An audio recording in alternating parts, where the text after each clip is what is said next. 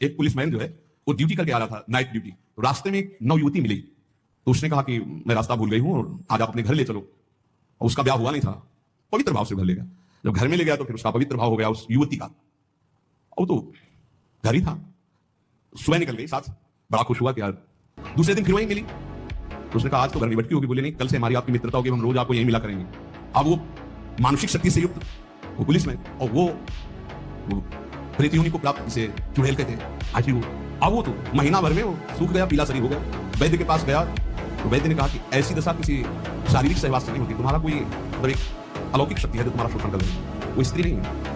उसने कहा फिर भी आप दवा हमें शक्तिवर्धन के लिए दीजिए, हम तो चलने लायक नहीं रहे। तो पुरानी रद्दी में कहीं गीता जी के कोई परिचय में श्लोक जैसे लिखे, तो पुराने उसमें गीता जी के श्लोक उसने उसने पुड़िया बनाई, वो पुड़िया से डाली और उसने जाके गुस्सा में दरवाजा बंद कर लिया कि आज से हम मिलेंगे नहीं, हमारा तो जीवन ही बर्बाद है। देखा पार्क में बैठी, उसके होश उड़ गए।